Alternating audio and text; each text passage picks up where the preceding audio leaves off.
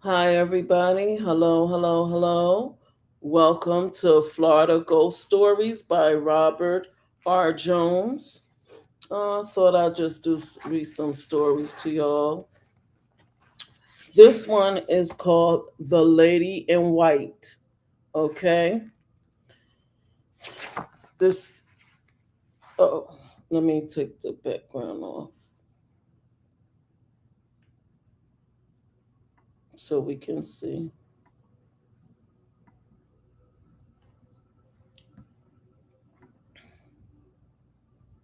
Okay, so this one is called The Lady. The stories. This is how the book look in case anybody want to get it. I got it from a metaphysical shop. Okay, it's an interesting read about certain towns in Florida. This one is called The Lady in White. Stark. The present owner of the house told this story to me. His story begins a few years ago when he bought the old house in on Cherry Street. At the time, he didn't know how old the house was, but was told it was at least 100 years old. This is how the house looked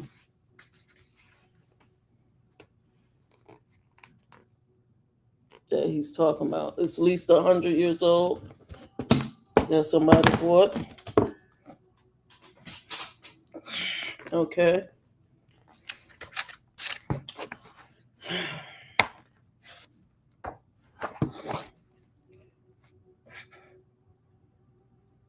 So I'm going to read it over again. This story in chapter 10, The Lady in White, Stark. The present owner of the house told this story to me.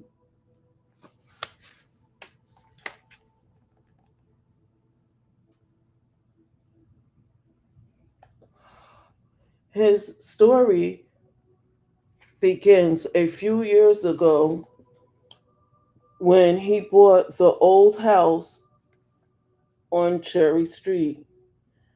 At the time, he didn't know how old the house was, but was told it was at least 100 years old. Even though it was run down and had not been lived in for a number of years, he could tell it had been very beautiful and majestic in its day. He told me that many people indicated to him that the house was used during World War II as a hotel for the family members of the soldiers. Because of so many soldiers at Camp Blanding, Stark had always been a small town, but loved by those who lived there. The big old house had two stories with porches all the way around both floors. Before the new owner started to remodel it, vagrants had been known to set up housekeeping for a time. While he was working on it, he lived in a small portion of the house and sometimes allowed the police to use the other part to train officers in searching for drugs. There his story of the Here is his story of the haunting. Okay, we talking about this house here, which is over 100 years old on Cherry Street, some town in Florida. They didn't get there to the town yet. Okay. Um, I have always been the type of person who doesn't believe in ghosts or spirits. So it really didn't bother me that some people in Stark told me the house was haunted. So this is Stark, Florida. I don't know if that's the city or the county. I don't know. It's just calling Stark. Um, I would smile and listen politely, then go on about my business, not really paying much attention to their stories. One night, shortly after I started working on the living room in the home,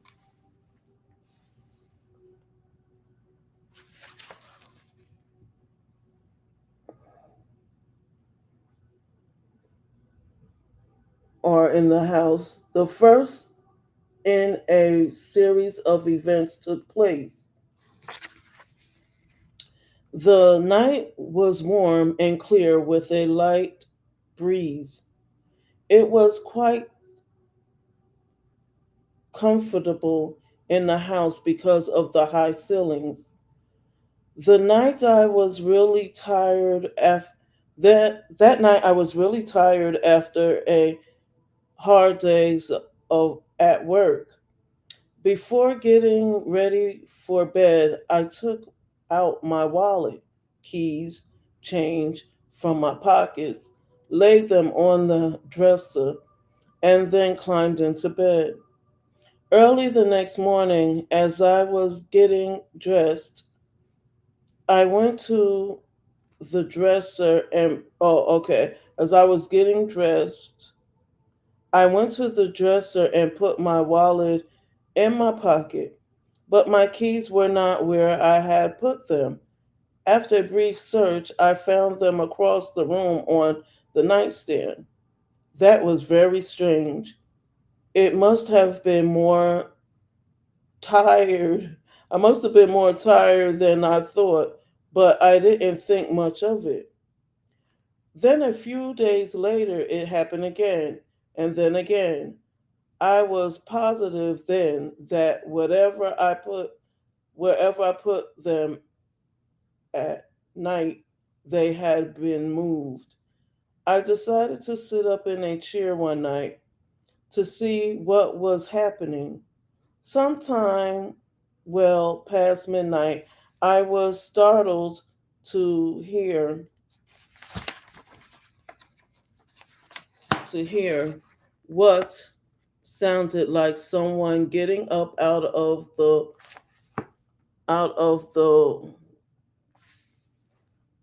waterbed. I immediately turned on the lights and looked at the bed.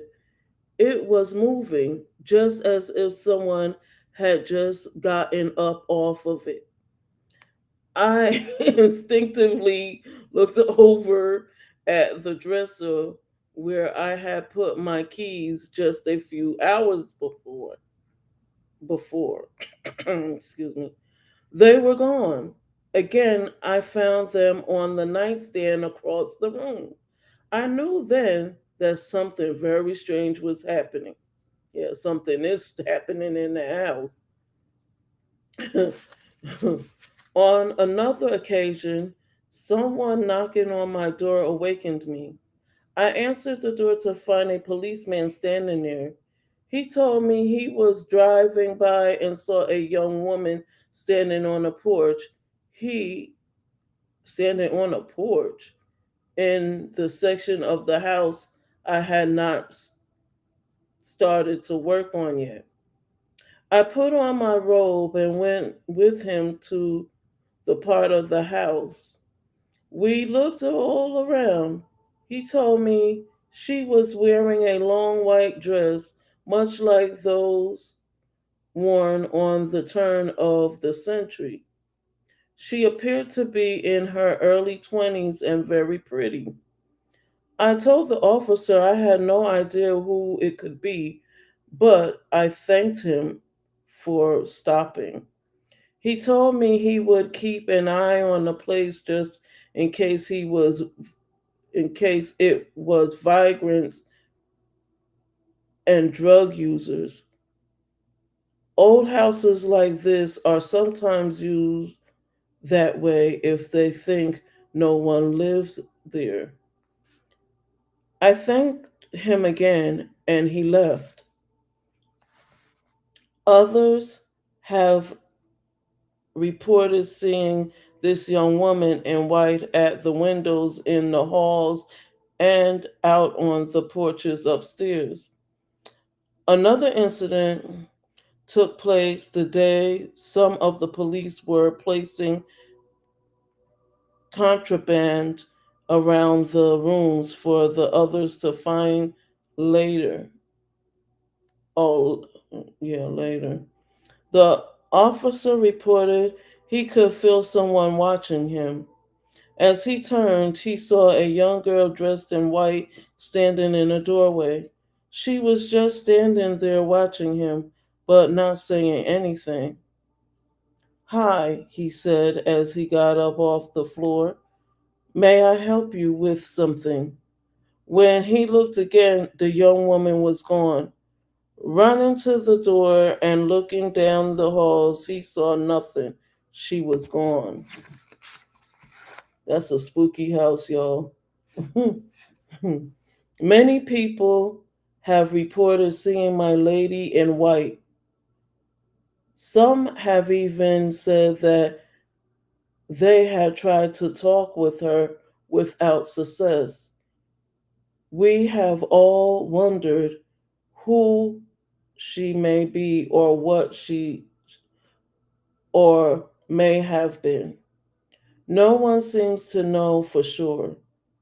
Some say a young girl stayed in the house in 1918 and died there when she found out the man she loved had been killed in France during World War One.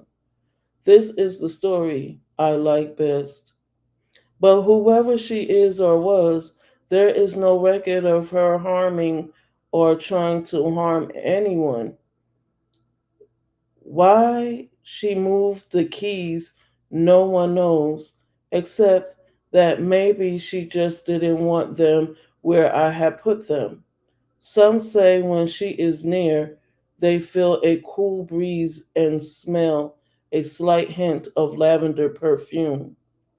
I can't say that would happen to anyone who came into this old house if he or she was up to no good. Our Lady in White just may see that he or she leaves a bit quicker than intended. An overstated welcome. Mhm.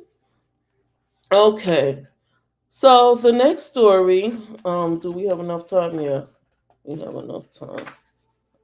Yeah, these are like short stories of what people have heard about certain places in Florida.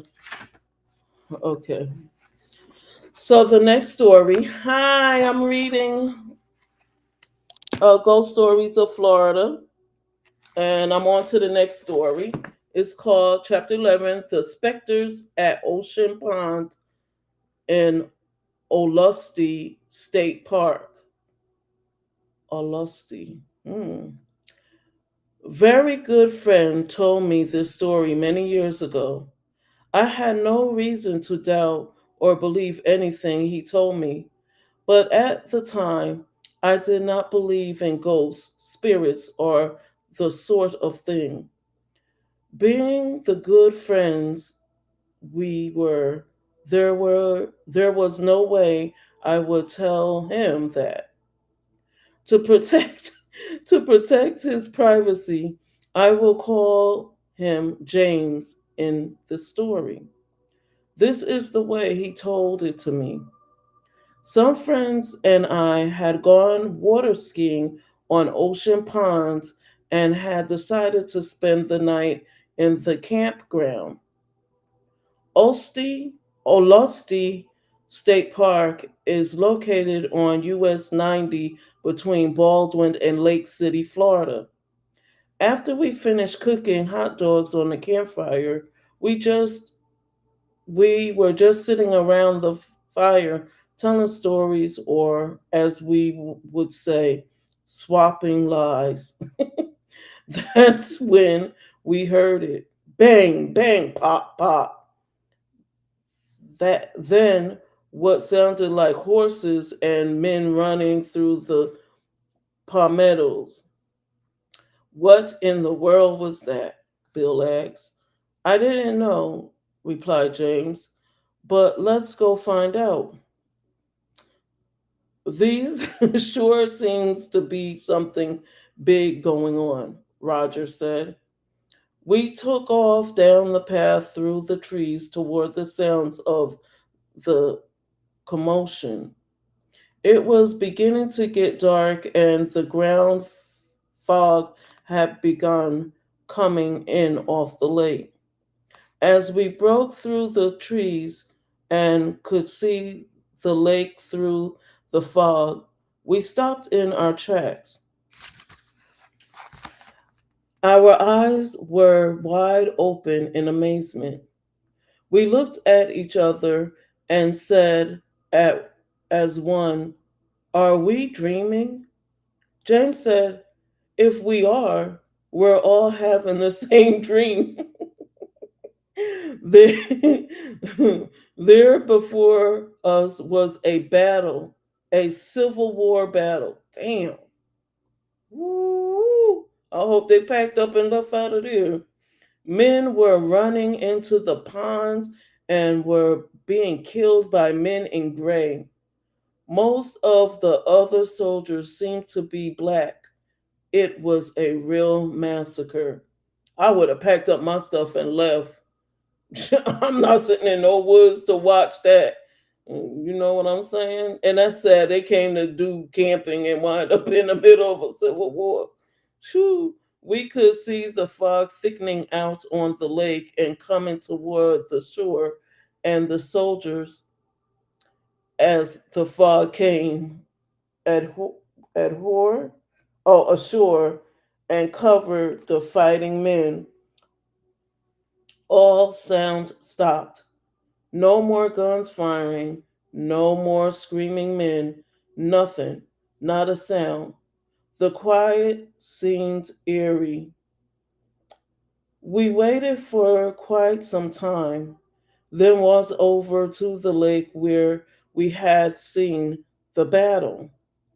Nothing was there, not one sign of any type of battle.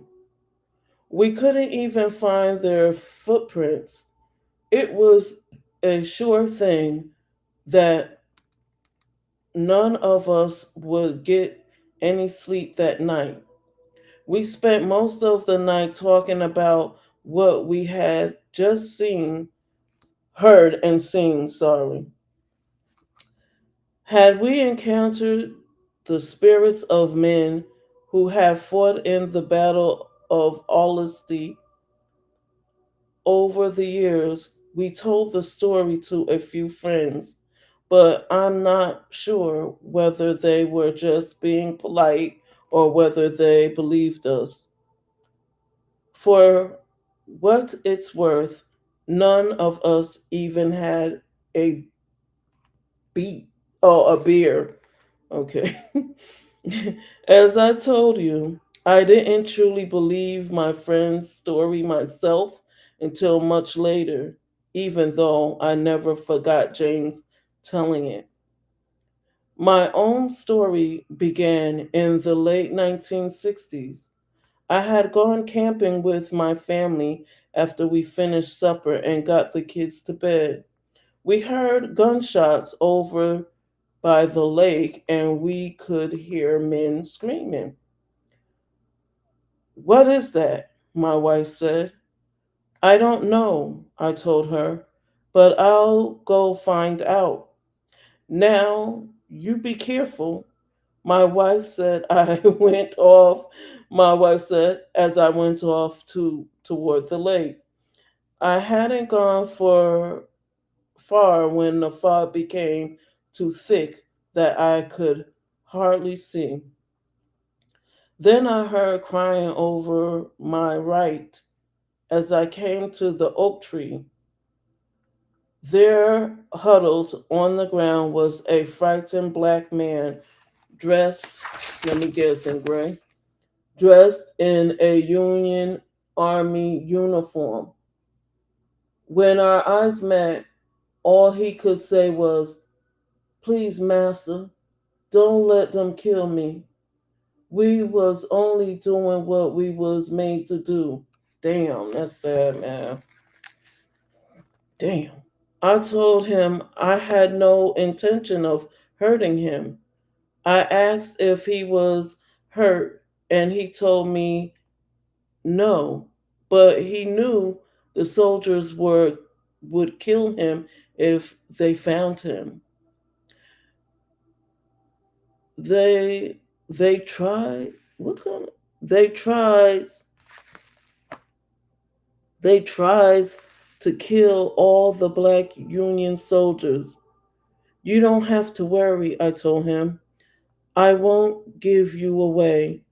I then turned away and listened to the quiet of the night. But the most amazing thing was when I turned back to him, he was gone. You know what I think is happening? All those spirits that died on that land near the pond and all of that keeps replaying itself because the spirits are not healed. They're not they're not healed. That land needs to be smudged, it needs to be cleansed for all the trauma, all the toxicities that all the negativity that happened on that land. You get what I'm saying? It needs to be washed of its sins so the land could be free and at peace. So when people is walking through the land that live in the area, they don't hear voices of people who's been killed on that land or see images. That's what needs to happen. Oh God. So he said to the black soldier, "You don't have to worry," I told him. "I won't give you away." I then turned away and listened to the quiet of the night. But the most amazing thing was when I turned back to him, he was gone. I looked all around the area, but there was no sign of him. He had just vanished. The silence startled me too. The startle silenced me too. No longer could I hear any of the other soldiers down by the pond. Over the years I have heard others tell of strange apparitions they have encountered in and around the old Alasti battlefield. The men in the area do enactments of the Battle of Alasti every year now, and thousands come from all over to watch because it is so well done. With all of the sights, sounds, and other out of the ordinary phenomena, no one has ever reported having a truly bad feeling when they sighted one or more of the ghosts of the Battle of Honesty. I have studied the history of the Battle of Honesty, also known as the Battle of Ocean Pond and the battle to save Florida, and found that it was the only big battle fought in Florida during the Civil War, and it ended in a resounding defeat of the Union Army. Come over and visit the park.